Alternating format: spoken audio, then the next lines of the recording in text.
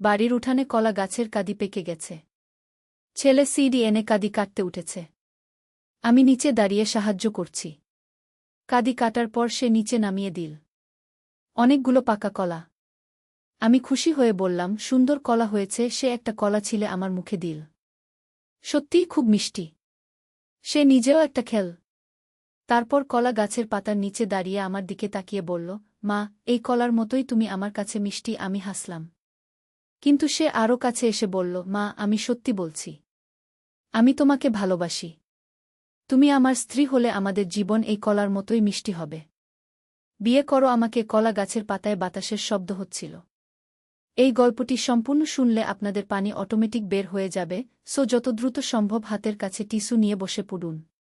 বিছানার চাদর যেন নষ্ট না হয় সেটা সম্পূর্ণ খেয়াল রাখার অনুরোধ জানিয়ে গল্পটি এখন শুরু করব। তার আগে সর্বশেষ অনুরোধ, দয়া করে এমন পানি বের করার গল্প নিয়মিত শুনতে আমাদের চ্যানেলটি সকলেই সাবস্ক্রাইব করুন। ধন্যবাদ। হ্যালো বন্ধুরা, আমার নাম সুমিত্রা সেন। আমার বয়স ৩৯ বছর। আমার স্বামীর নাম সুভাষ সেন, বয়স ৫২ বছর। আমাদের ২ সন্তান, রাহুল আর মায়া। রাহুল ২১ বছর বয়সী, বিশ্ববিদ্যালয়ে পড়ে। মায়া ১৪ বছর বয়সী, হাই স্কুলে যায়। সেদিন সকালে রাহুল আমাকে কলা কাটতে সাহায্য করছিল। কিন্তু যেই কথাটা সে বলেছিল সেটা আমার মাথায় ঢুকে গেল। পরে বিকেলে যখন আমি একা বাগানে বসেছিলাম, রাহুল আবার এসে আমার পাশে বসল। সে বলল, মা, আমি আজ সকালে যা বলেছি সেটা নিয়ে ভাবছি। আমি জিজ্ঞেস করলাম, কি ভাবছ? সে বলল, তুমি কি জানো মা, আমাদের বাড়ির নিচে একটা গোপন ঘর আছে। আমি চমকে গেলাম। গোপন ঘর? কি বলছো তুমি? রাহুল বলল, মা, আজ সকালে কলা কাটার সময় আমি লক্ষ্য করেছি যে কলা গাছের পাশের মাটিটা একটু নরম। আমি একটা লাঠি দিয়ে খুঁচিয়ে দেখেছি। মনে হচ্ছে নিচে ফাঁকা জায়গা আছে।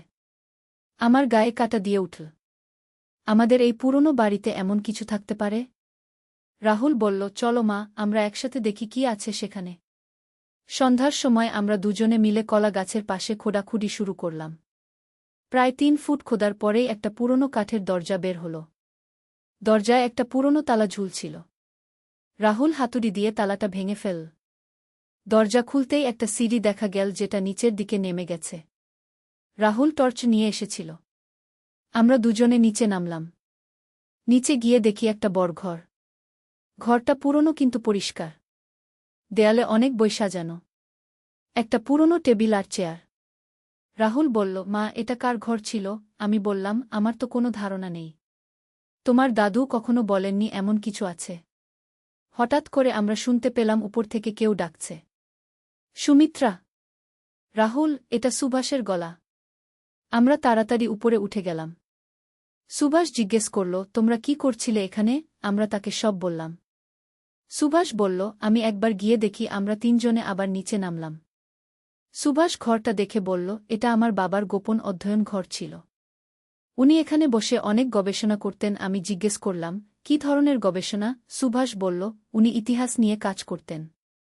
বিশেষ করে আমাদের এলাকার পুরনো ইতিহাস। রাহুল একটা বই হাতে নিয়ে বলল, দাদু, এই বইগুলোতে কি লেখা? সুভাষ বইটা দেখে বলল, এটা দাদুর হাতে লেখা ডায়েরি। এখানে উনি আমাদের পরিবারের ইতিহাস লিখে রেখেছেন। আমরা বসে বসে ডায়েরিটা পড়তে শুরু করলাম। ডায়েরিতে লেখা ছিল যে আমাদের পরিবারের পূর্বপুরুষরা এই জমিতে একটা বিশেষ ধন লুকিয়ে রেখেছিলেন। সেই ধন খুঁজে পাওয়ার জন্য তিনি অনেক বছর ধরে গবেষণা করেছেন। রাহুল উত্তেজিত হয়ে বলল, মানে আমাদের বাড়িতে ধন লুকানো আছে? সুভাষ বলল, হতে পারে। কিন্তু বাবা কখনো খুঁজে পাননি। পরের দিন সকালে আমরা আবার সেই গোপন ঘরে গেলাম। এবার মায়াও আমাদের সাথে ছিল। মায়া বলল, মা, আমার মনে হচ্ছে এই দেয়ালের পিছনে কিছু লুকানো আছে। সে একটা দেয়াল দেখিয়ে বলল। আমরা সেই দেয়ালটা ভালো করে দেখলাম। দেয়ালে একটা আলাদা চিহ্ন ছিল। রাহুল সেই চিহ্নটা চাপ দিতেই একটা ছোট দরজা খুলে গেল। ভিতরে একটা লোহার বাক্স ছিল। সুভাষ বাক্সটা বের করে আনলেন। বাক্সে একটা চিঠি আর অনেক পুরনো মুদ্রা ছিল।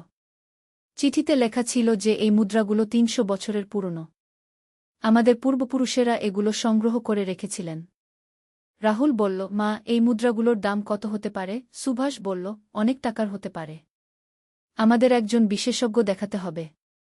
পরের সপ্তাহে আমরা একজন পুরাতত্ত্ববিদের কাছে গেলাম। তিনি মুদ্রাগুলো দেখে বললেন যে এগুলো অত্যন্ত মূল্যবান। প্রতিটা মুদ্রার দাম কমপক্ষে ৫,০০০ টাকা। আমরা বাড়ি ফিরে এসে পরিবারের সবাইকে এই খুশির খবর দিলাম। রাহুল বলল, মা, আমাদের এই আবিষ্কার একেবারেই অপ্রত্যাশিত ছিল। আমরা যদি সেদিন কলা না কাটতাম তাহলে হয়তো কখনোই জানতে পারতাম না। সুভাষ বলল, আসলে বাবা সারা জীবন যেটা খুঁজেছেন সেটা আমরা পেয়ে গেছি। কিন্তু সবচেয়ে বড় কথা হল আমরা আমাদের পারিবারিক ইতিহাস সম্পর্কে জানতে পেরেছি। মায়া জিজ্ঞেস করল, মা, এই টাকা দিয়ে আমরা কি করব? আমি বললাম, প্রথমে আমাদের বাড়িটা সংস্কার করব।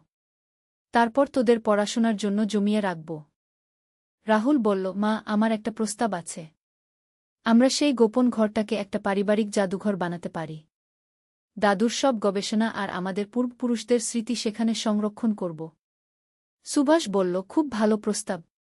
আমিও চাই যে আমাদের পারিবারিক ইতিহাস সংরক্ষিত থাকুক। পরের কয়েক সপ্তাহে আমরা সেই ঘরটা পরিষ্কার করে সাজিয়ে গুছিয়ে একটা সুন্দর অধ্যয়ন কক্ষ বানালাম। দাদুর সব বই, তার গবেষণার কাগজপত্র আর আমাদের পুরনো পারিবারিক জিনিসপত্র সেখানে সাজিয়ে রাখলাম। রাহুল একটা ছোট বোর্ড বানিয়ে লিখে রাখল, সেন পরিবারের ঐতিহ্য কক্ষ। মায়া কিছু ছবি এঁকে দেয়ালে টাঙিয়ে দিল। একদিন বিকেলে আমরা সবাই সেই ঘরে বসে চা খাচ্ছিলাম। হঠাৎ রাহুল বলল, মা, তুমি জানো, সেদিন আমি কলা গাছের নিচে যা বলেছিলাম সেটা আসলে একটা কৌতুক ছিল। আমি তোমাকে একটু হাসাতে চেয়েছিলাম। আমি হেসে বললাম, আমি বুঝতে পেরেছিলাম। তুই সবসময় এমন মজার কথা বলিস। সুভাষ বলল, কিন্তু সেই কৌতুকের কারণেই আমরা এই বিশাল আবিষ্কার করলাম। জীবনে কখনো কখনো ছোট ঘটনা থেকেই বড় কিছু হয়। মায়া বলল, বাবা, আমাদের এই গল্পটা আমি আমার সব বন্ধুদের বলব। তারা বিশ্বাস করবে না যে আমাদের বাড়িতে এমন রহস্যময় জিনিস ছিল। রাহুল বলল, হ্যাঁ, কিন্তু আমরা এটা গোপন রাখব, যতক্ষণ না আমরা সব ঠিকঠাক করে ফেলি। এর কয়েক মাস পর আমরা জানতে পারলাম যে আমাদের এলাকায় আরও অনেক পুরনো পরিবার আছে যাদের বাড়িতে এমন গোপন কক্ষ থাকতে পারে। আমরা তাদের সাথে যোগাযোগ করলাম। ধীরে ধীরে আমাদের এলাকার ইতিহাস নিয়ে একটা ছোট গবেষণা দল গড়ে উঠল। রাহুল এবং তার কয়েকজন বন্ধু এই কাজে খুব আগ্রহী হয়ে পড়ল। তারা বিভিন্ন পুরনো বাড়ি ঘুরে ঘুরে দেখতে শুরু করল। কয়েকটা বাড়িতে তারা সত্যিই পুরনো জিনিসপত্র খুঁজে পেল। কোথাও পুরনো বই, কোথাও পুরনো ছবি, কোথাও আবার পুরনো কিছু হাতিয়ার। আমি রাহুলকে বললাম, তুই এই কাজে অনেক মন দিচ্ছিস। এটা তোর জন্য ভালো। রাহুল বলল, মা, আমার মনে হয় আমি ইতিহাস নিয়ে পড়াশোনা করতে চাই। দাদুর মতো আমিও গবেষণা করব। সুভাষ খুশি হয়ে বলল, তোর দাদু যদি জীবিত থাকতেন তাহলে কত খুশি হতেন। তার স্বপ্ন তুই পূরণ করবি। একদিন রাহুল একটা পুরনো ম্যাপ নিয়ে এলো। সে বলল, মা, এই ম্যাপে আমাদের এলাকার ৩০০ বছর আগের অবস্থা দেখানো হয়েছে। আমি দেখতে পাচ্ছি যে আমাদের বাড়ির চারপাশে আরও কয়েকটা গোপন স্থান থাকতে পারে। আমরা সবাই মিলে সেই ম্যাপ দেখলাম। সত্যিই মনে হচ্ছিল যে আমাদের এলাকায় আরও রহস্য লুকিয়ে আছে। পরের সপ্তাহান্তে আমরা পুরো পরিবার মিলে একটা ছোট অভিযান করলাম। ম্যাপ অনুসরণ করে আমরা এলাকার বিভিন্ন জায়গায় গেলাম। একটা পুরনো পুকুরের পাশে আমরা কিছু পুরনো ইটের টুকরো পেলাম। মায়া বলল, এখানে হয়তো কোনো পুরনো দালান ছিল। রাহুল মাটিতে একটা ধাতব যন্ত্র নিয়ে ঘুরছিল। হঠাৎ যন্ত্রটা আওয়াজ করতে শুরু করল। এখানে নিচে কিছু ধাতব জিনিস আছে, সে বলল। আমরা সেখানে খোঁড়াখুড়ি করলাম। বেশ কিছুক্ষণ পর একটা পুরনো তামার পাত্র বের হল। পাত্রের ভিতরে কিছু পুরনো চিঠি ছিল। সুভাষ চিঠিগুলো পড়ে বলল, এগুলো আমাদের এলাকার জমিদারদের চিঠি। এখানে অনেক গুরুত্বপূর্ণ ইতিহাস লেখা আছে। এভাবে প্রায় ৬ মাস ধরে আমরা আমাদের এলাকার বিভিন্ন জায়গায় অনুসন্ধান চালালাম। প্রতিবার আমরা কিছু না কিছু নতুন জিনিস খুঁজে পেলাম। রাহুল এই সব অভিজ্ঞতা নিয়ে একটা বই লেখা শুরু করল। বইয়ের নাম দিল লুকানো ইতিহাসের সন্ধানে। মায়াও তার সাথে ছবি এঁকে সাহায্য করল। একদিন একজন পত্রিকার সাংবাদিক আমাদের বাড়িতে এলেন।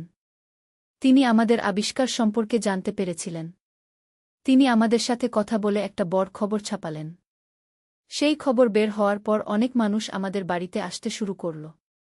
কেউ আমাদের গোপন কক্ষ দেখতে চাইছিল, কেউ আমাদের আবিষ্কারের গল্প শুনতে চাইছিল। আমি রাহুলকে বললাম, এত মানুষ আসছে, আমাদের একটা নিয়ম করতে হবে। রাহুল বলল, ঠিক কথা মা। আমরা সপ্তাহে ২ দিন করে মানুষজনকে দেখাতে পারি। সুভাষ বলল, আর একটা ছোট ফি রাখতে পারি। সেই টাকা দিয়ে আমাদের গবেষণার কাজ চালাব। এভাবে আমাদের বাড়ি ধীরে ধীরে একটা ছোট জাদুঘরে পরিণত হল। মানুষ আসত, আমাদের গল্প শুনত, গোপন কক্ষ দেখত, আর আমাদের সংগ্রহ করা পুরনো জিনিসগুলো দেখত। রাহুলের বইও ছাপা হল। বইটা বেশ জনপ্রিয় হল। অনেক স্কুল কলেজের ছেলেমেয়েরা আমাদের কাছে আসতে শুরু করল ইতিহাস নিয়ে জানতে। মায়াও তার স্কুলে আমাদের এই অভিজ্ঞতা নিয়ে একটা প্রেজেন্টেশন দিল। তার শিক্ষকেরা খুব প্রশংসা করলেন। একদিন রাহুল বলল, মা, আমাদের এই যাত্রা শুরু হয়েছিল কলা কাটার একটা সাধারণ ঘটনা থেকে। কিন্তু দেখো এখন আমরা কোথায় পৌঁছেছি। আমি বললাম, জীবনে এভাবেই চলে। কখনো জানা যায় না কোন ছোট ঘটনা থেকে কি বড় কিছু শুরু হয়ে যায়। সুভাষ বলল, আমার বাবার স্বপ্ন ছিল যে আমাদের পারিবারিক ইতিহাস সবার কাছে পৌঁছে যাক। সেই স্বপ্ন আজ পূরণ হল। আজ যখন আমি আমাদের বাগানে বসে থাকি, তখন মনে হয় যে জীবনটাই একটা বড় রহস্যময় অভিযান। আমরা জানি না কখন কি ঘটবে, কিন্তু যা কিছুই ঘটুক, পরিবারের সবাই মিলে থাকলে সব কিছুই সুন্দর হয়ে ওঠে।